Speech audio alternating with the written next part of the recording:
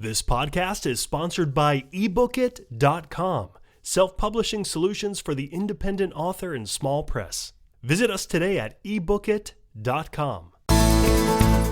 Welcome to the Toastmasters Podcast, the official podcast of Toastmasters International.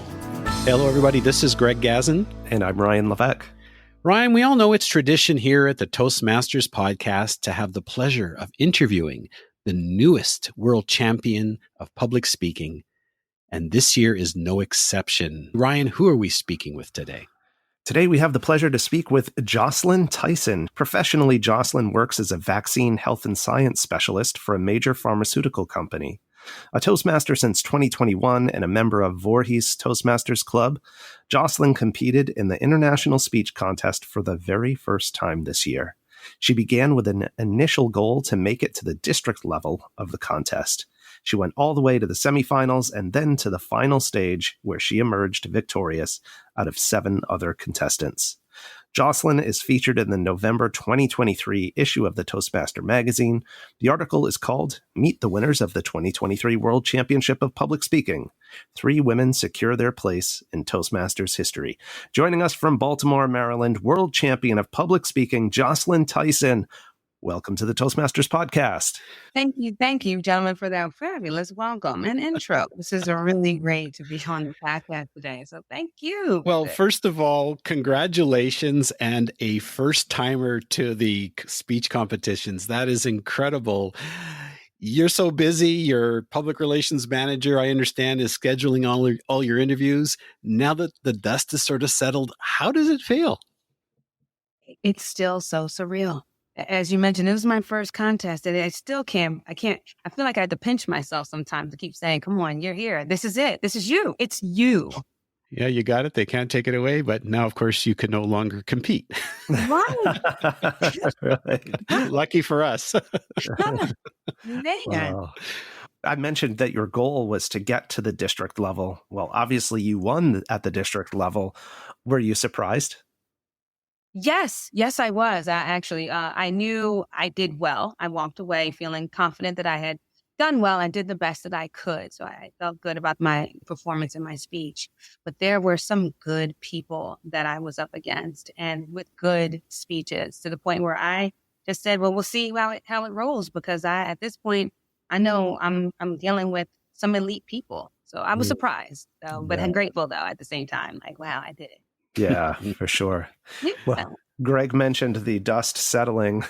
Well, our listeners will find it interesting to know that you started a new job just 2.5 weeks before the finals, which included moving a few hundred miles from New Jersey to Maryland. How did that impact the whole process for you? Oh, my goodness. It took everything and it shook it up a bit. That's how I feel like it just took what you were already nervous and you were already kind of trying to figure out, how can I finesse and work my speech? But then let's add on the other elements. Let's figure out where you're going to live and how to go back and forth from Jersey to Maryland to look at places and find apartments, and trying to also navigate the space of the onboarding process and making sure that I'm available for trainings. And of course, trying to practice this speech. It just elevated the intensity just up a couple steps here. Now, there was a reference somewhere, and Ryan and I were just trying to remember where, that you referred to, I'm not sure whether it was the process or your speech, as a labor of love. Maybe you can just let us know where that fit in and what does it mean to you? To me, I referred to definitely the speech, because as mentioned, when I was back and forth to Maryland and New Jersey, I would try to log into some of these meetings with some of these fellow clubs and the clubs that I reached out to. And these were people that I had met, of course, during the district, and talking to them, and some of the people that I was up against in particular. Like, I know that they had said, sure, I'll listen to your speech. And thank you for the win, but would you mind me taking this speech to you as I'm getting ready? Could I practice with you? And so I put it out there to fellow Toastmasters, to fellow clubs in my area, wherever they were willing to, some of the ones I had connections with, and gave me a chance to do my speech. And they came back with feedback. Well, you should do this, try that, or change this. Your tone was here. And I got to kind of tweak it and work collectively with it. And so I feel as though it was a compilation of everybody that was somehow involved in their own way or not. And even if it wasn't that I took their advice, I listened to maybe what they said, and whether or not I used it, it just wind up being something where I feel like we labored together for it in a way. It takes a village to win a speech contest. Yes, it did. Yes, for me it did. Yes. I'm just curious, Jocelyn. Quite often we get feedback, and sometimes we're not sure whether we want to incorporate it or not incorporate it. Doing this for the first time, did you struggle a little with that? I did. I was willing to take feedback because it was the first time. I think because it was, I didn't know where to go. I didn't know how to kind of build it. I knew that I wanted it to touch almost everybody. So I was willing to hear from people saying, okay, incorporate that. One snippet was, for the speech, I was a triathlon. When I gave the speech initially, I didn't break down what a triathlon was until I went and took it to a Toastmasters group, and they said, look, maybe not everyone knows what a triathlon is. Be sure to incorporate that. And I said, oh, you're sure? We'll put that in there. Swim, bike, run. And it was just a matter of a couple of sentences, but it allowed for more people to go, okay, if I don't know what a triathlon is, I knew what swimming is. I know what biking could be. And of course, we know running. So it allowed for at least those loose ends to get tied up that I may not have looked into had it not been for reaching out to almost as many people as I could in that little short time frame.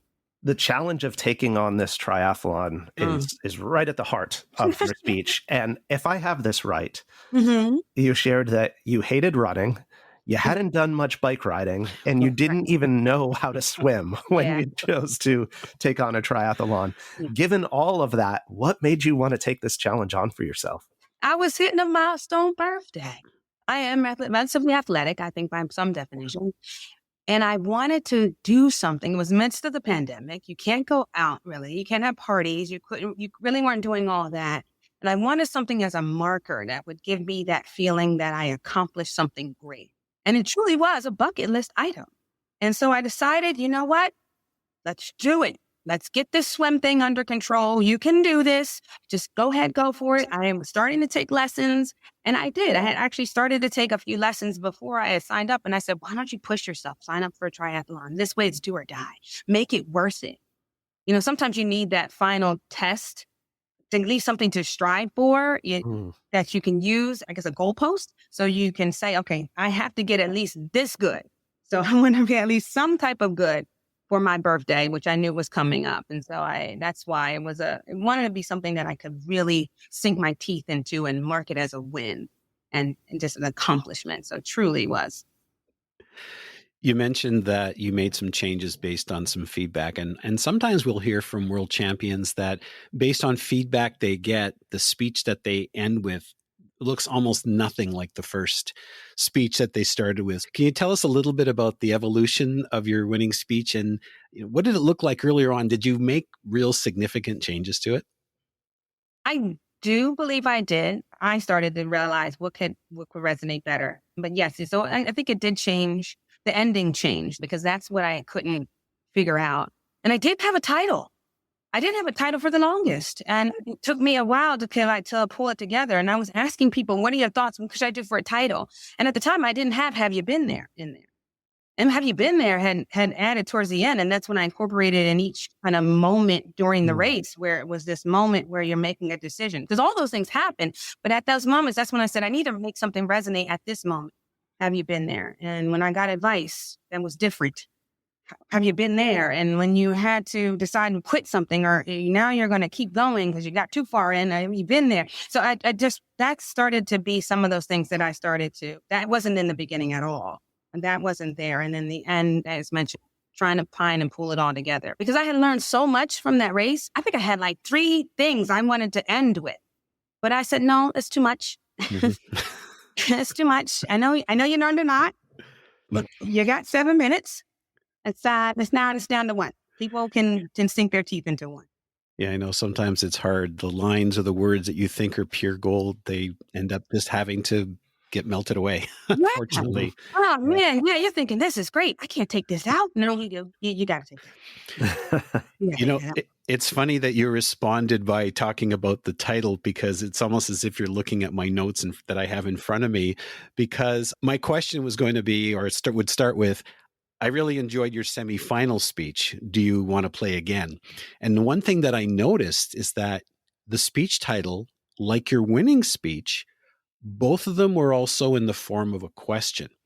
And I was just wondering whether or not that is your style, creating speeches that always start with a question. And I was just also wondering, and I guess you sort of touched upon it, but maybe tell us a little bit about what your process is for developing speech titles. I feel the speech will come within it. I think that's kind of how I started with it. I got my speech first, and then I said, well, what does it sum up? What is this little snippet into what would someone want to now listen to? If I had a list of speeches that I had to want to listen to, which one would I pluck and go, I wonder what that one's a little bit about. So that's, I guess, maybe why I came up with it. And I didn't even realize until you mentioned it that it was 2 questions. I'm like, oh, it is question. It was. And I think for me, I wanted I wonder what that's about. Response from someone. If you just saw my title and you said, have you been there? Or do you want to play again? You're like, play what? What are you talking about? I want to play, maybe. Let me see what that one's about. Sometimes you give too much away in your title. No, you want it to intrigue. You want it to be interesting. And I guess that's where it came from. Oh, that is interesting. I want to stay on the semifinal speech just for a moment. If I remember correctly, you lovingly referred to your father or your dad as a sore winner. Absolutely. And you also said you always lose, but you want to play again. Yeah. Yes. Now, in your final speech, your inner go-getter needed to first overcome your inner critic. So it seems that there's a theme of overcoming adversity, and that seems to be part of who you are. But what I found interesting is how it played out differently to accomplish a similar goal. So in the first case, you were dreading and dragging, and then eventually you persevered. But yet in the semifinal speech, you were immediately wanted to play again. And I'm just curious, is that something that was thought consciously? No. You're giving me all kinds of insights into myself that I never even thought about. You're welcome. I've been through a little bit, haven't I? No, so no, I actually didn't even I haven't even realized, but I think that's part of my journey. And I think maybe that's why it's so easy to pull it from a story and unconsciously do so. I think it was because, it's like, oh, okay. Yeah, because I sort of noticed that. I noticed the parallel. At first, I thought it was a contrast, but it is sort of a parallel because in both cases, you get up again and you move forward. In the first case, you fall down, you get up, and you go right away. In your final speech is you fall down and you're not sure if you want to get up, but then you finally do. It's like my inner critic saying, stay down. Why are you getting back up? And this, you can call it. It quits. It's all right.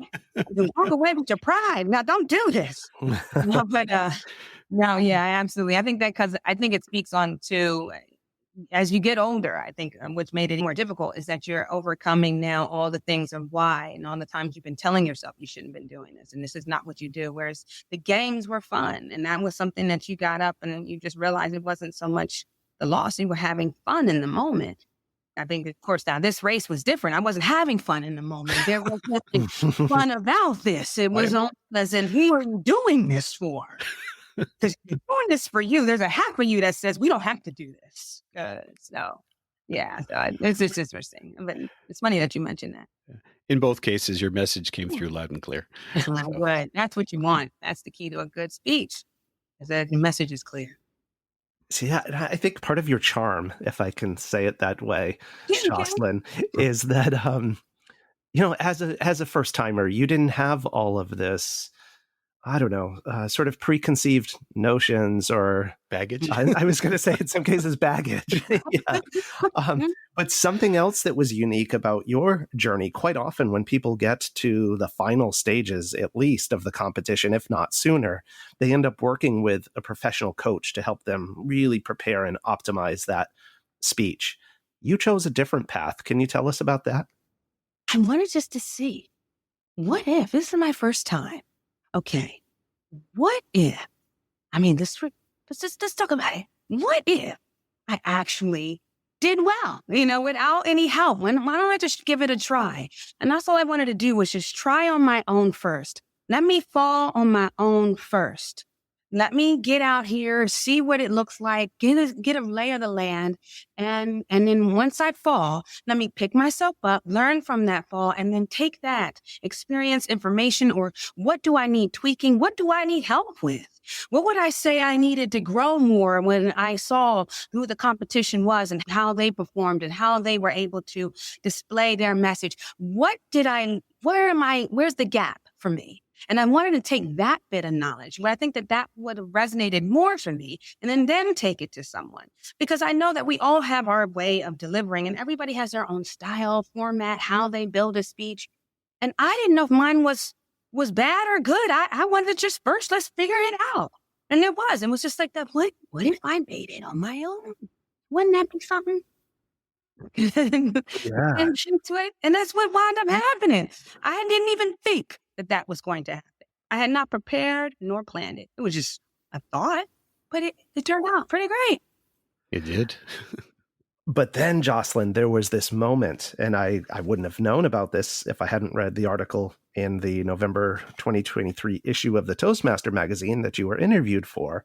But there was this moment before you were about to go on stage where you thought, oh no, this is in my own words, but what have I done? Can you tell us about that experience? Oh man, yeah.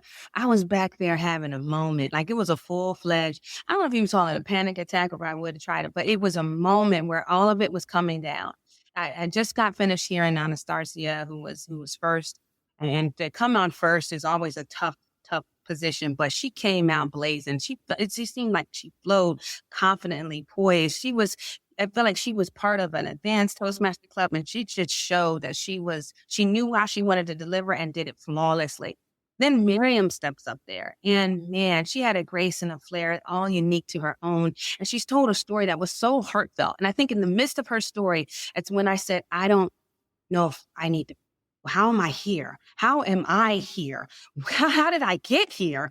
I wasn't supposed to be here. This is supposed to just make me to district. It's happening. And then I could feel it. I could feel my heart racing, and everything was getting nervous, and I could see it all pacing, and it was all coming up to this moment. And then and I could see that one of the people in the back, to this day, I want to say, I'm not sure. She reached over, she looked at me, and she just held my hand, and she could see. And she just said, breathe. Okay? Breathe. And I knew, I was like, okay. And I remember telling myself, you're here. You got here. Come on, girl. Whatever it is, get out there and you're going to do it. You're going to be okay. Let's go. All right. Let's go. But I remember, I remember that. Oh, so much. It was so much. My thoughts of going it out on your own, this is like going out with a little bit of a safety net, because you're thinking it's like climbing a mountain and you're getting just almost up to the summit and you just slide right back down again. I mean, you now have to go back again through club, area, division, district, semifinals, and then the finals. Yeah. Wow. But you did it. I did. Yeah. You dared greatly, and it paid off. Yeah. And you had a lot of help along the way. Yeah. I did. Some really great people that I got to meet, get to juice. Of course, my mentor was there for me. Yeah. Can you tell us about your mentor? I would love to know about it. My mentor is Rhonda Young, the Rhonda Young of District 38. And she's fabulous. I remember when I went to my club the first time and they said we could have a mentor. And I remember thinking, oh, she's so poised. I want her to be my mentor.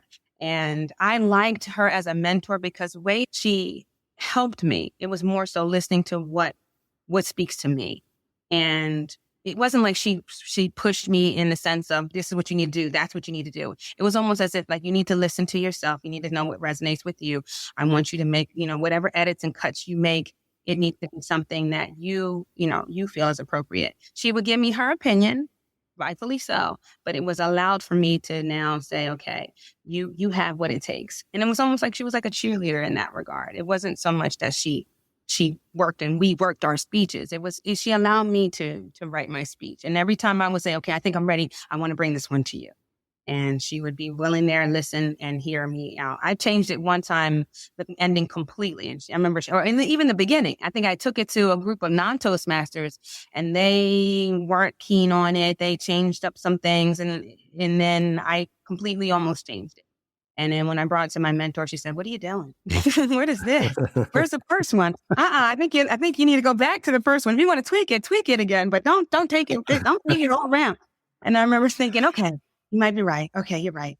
And I trusted her to know that wasn't the right direction. Let me go back and let me tweak it the way I need to. So yeah, I trust her, and she's been great in this whole process. Yeah, mentors are wonderful in Toastmasters. I mean, they're there for you, and then they create a significant impact on your lives. And then, of course, as time passes and you gain that experience, then you give it back. Absolutely. I mean, pay it forward. I do think that most people in Toastmasters, I think it would be beneficial to get a mentor.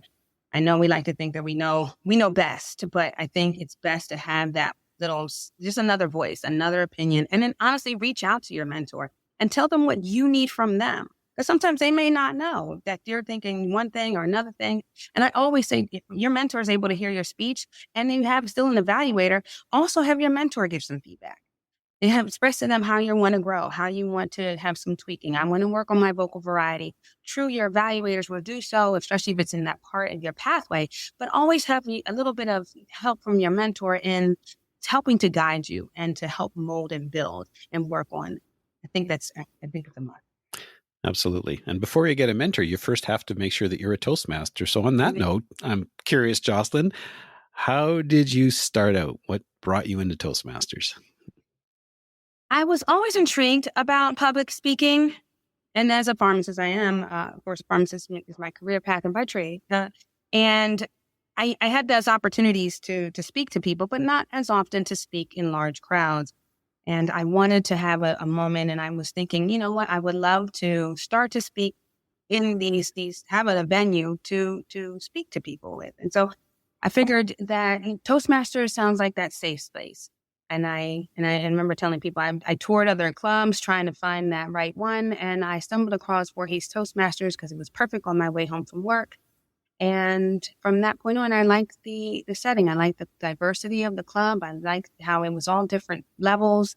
And I just liked the feeling and the warmthness that the club offered. So and I said, this is it. I'm going to lock into this group and this Toastmasters thing is I'm going to see how it goes.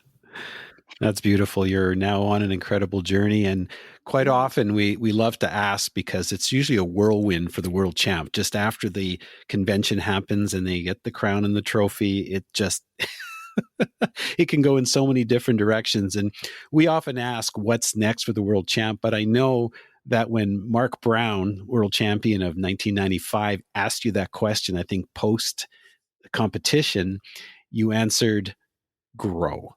Yeah. What do you mean by that? Grow. I'm only 2 years into Toastmasters. I'm still completing my first pathway. I want to become a DTM. I want to still grow in this space. I want to still learn how to write great speeches. I don't think it was a fluke. I do believe that it did take some time and some talent. However, I do want to make sure that I can finesse this and grow this space of public speaking to really hone in on the skill set that I may naturally have. So it seems like I think I naturally have it, but still to work and develop it and then be able to take it and then help others, teach others, whatever I can do. So I want to grow with it.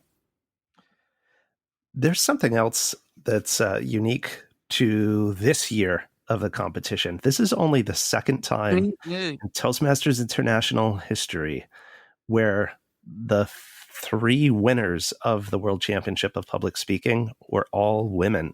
Mm-hmm. How important is that to you, or what does that mean or represent to you? I think it means to me, it's empowering in itself. It lets us know that, ladies, we have a seat at the table and we're not going anywhere.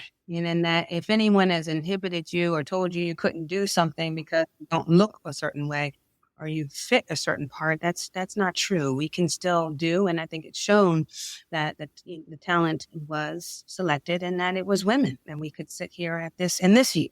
We could show that women have a spot, first, second, and third. Beautiful. I remember watching the video of you competing. I think it was the part where you were talking about standing at the edge of the lake and facing the prospect of diving into this dark, cloudy, murky water. And as you were sharing on the stage, I noticed your physicality and your energy just got really, really amped up. And I wondered in that moment if you might also be like diverting some of the nervous energy that you were feeling as a competitor and using that to sort of fuel your performance on stage. Was that something you were conscious of or that you were doing, or is that just my imagination? No, and I think that that's pretty good. I mean, that would be great if I was constantly. I don't think I constantly thought about it. That'd have been great, a way to just kind of diffuse that. But I think it helped me to say, get into the story. And I remember thinking, be there. Remember that day, because this story was not made up. No. I wish it was, but it was truly. I was there. I was on the bank of that lake. I can still see the music and hear the music playing in the background. All the people standing up, the whole thing lined up, and I remember thinking, like, get into this story, show them, and then just be in the moment and kind of show them the story, tell them the story, let them be there with you. And that's where I allowed myself, and that's how I typically tell stories. Because actually, when I came back from that triathlon, I came home, and at the time, my lungs were on fire. They were on fire for like weeks, and we got this frog voice now. And I'm coming home, and I remember going to my mom's and telling her about it. She said, "How did it go?" I said, "How did it go? I'm lucky to be alive. Tell you what happened." And so as I'm telling her the story, she's cracking up. Tears are coming down, and she's laughing at my pain. But at the same time, too, it's like I remember just fully giving her all the story. And of course, I had more colorful language. I had a little bit more things that went on. But I remember saying to myself, this is a story. You got to tell it kind of how you told your mom, because you were fully there and wanting her to be there and wanting everybody to be there in that moment. And so that's what I wanted to convey at that time. So and that's when I started to tell myself, relax, you're telling your story. I think there's such a key there in what you just said, to tell it the way you told your mom, to be able to be that level of expressive on stage when we think, oh, we have to like be the speaker and be the certain way.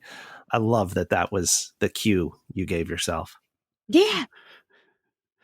This is definitely Toastmasters Olympic gold. And folks, if you've enjoyed this episode as much as we have, and you found it gold, you can find the Toastmasters podcast at toastmasterspodcast.com, toastmasters.org, Google, Apple, Spotify, and anywhere you get your podcasts. Ryan?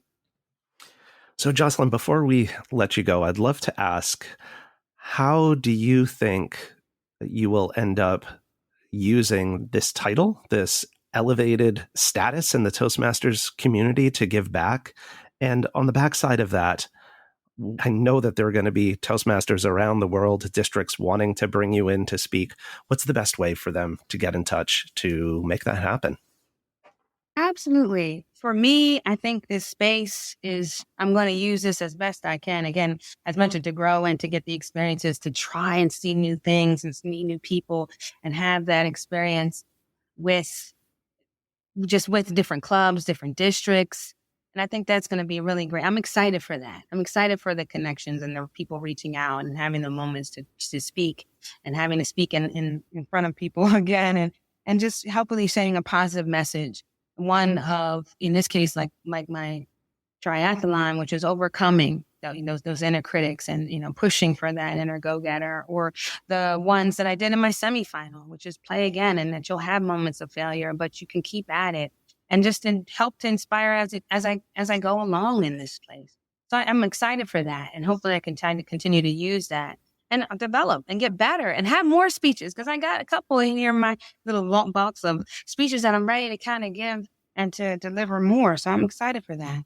In terms of connecting to me, I would say you can always reach out on me on LinkedIn, which is Jocelyn B. Tyson.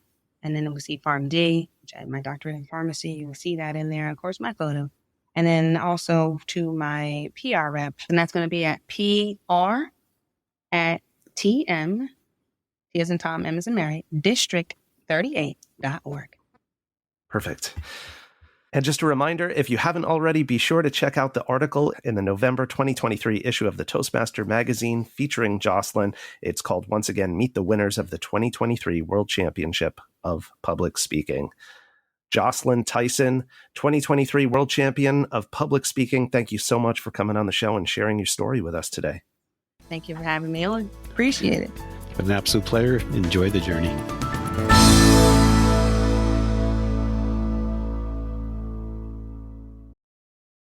Ever imagined a book written just for you? Introducing Books.ai. We're not just another bookstore, we're the future of reading. Our state-of-the-art AI adapts each book to your specific needs, creating a personalized masterpiece. Visit Books.ai now, that's POOKS.ai, and use the promotion code SPOTIFY for a whopping 50% off. Books.ai, your personalized book awaits.